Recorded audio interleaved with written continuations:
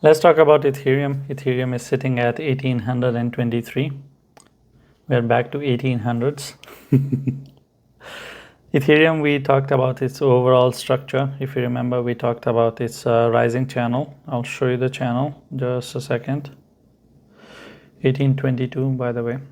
Now it has loaded again.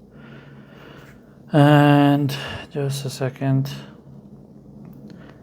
This is the channel. Last time when we covered it, Ethereum, I'll show you that channel, then I'll show you the current channel. Last time we talked about Ethereum on Thursday, which was 27th of March, so today is 31. So we are talking about this thing up 4 days ago. And over there we had this structure. Over there I drew the lines and I told you that this is a rising channel. 70% of the time this thing breaks down, 30% it goes up.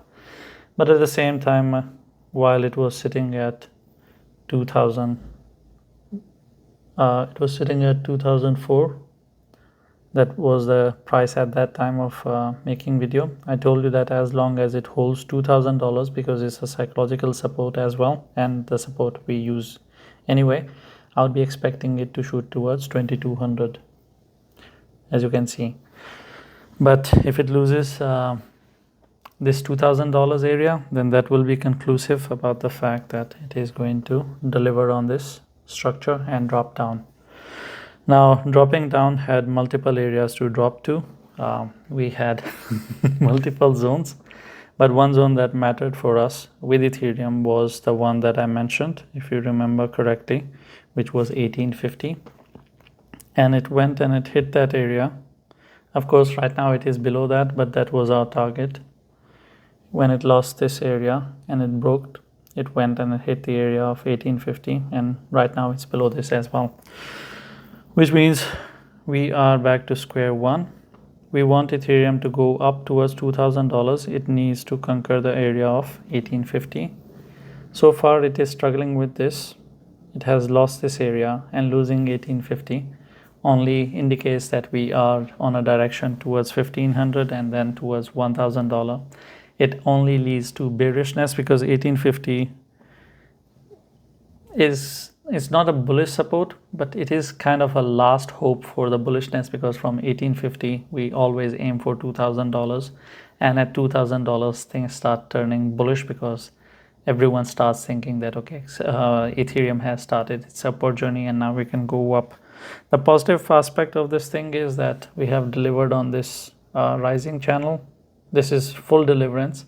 In case of Bitcoin, we have not done full deliverance. We have done deliverance this much.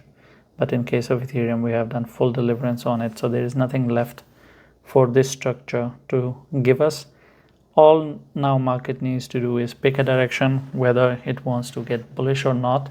The TA part is done. We saw the rising channel. The deliverance is done on it. It dropped.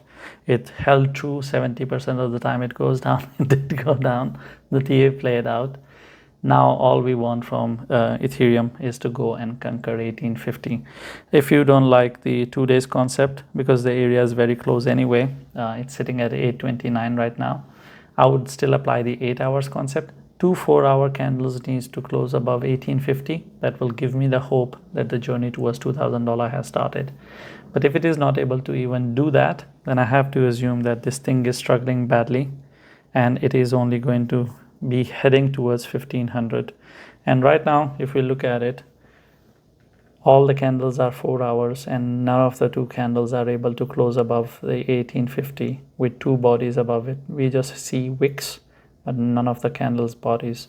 So even on 4 hours it is struggling, and 1850 is not that much of a resistance area. It's not $2,000 that it would face problems with it, but it is facing problems, so that is a bit worrisome. But let's see if tomorrow market turns around and it breaks above it, then I think we would be on our upward journey towards $2,000 again. All we want from Ethereum is to conquer 1850. If it is not conquering, then be prepared for the journey towards 1500, and that's pretty much with Ethereum.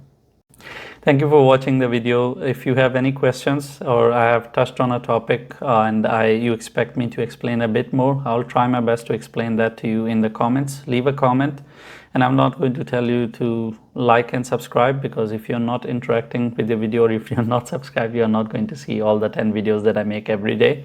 You're going to miss out on it, and I think you are educated enough to understand what to subscribe and what not to, because if you want to miss out on it, then why not? It's for your own good, and you should know better what is good for you.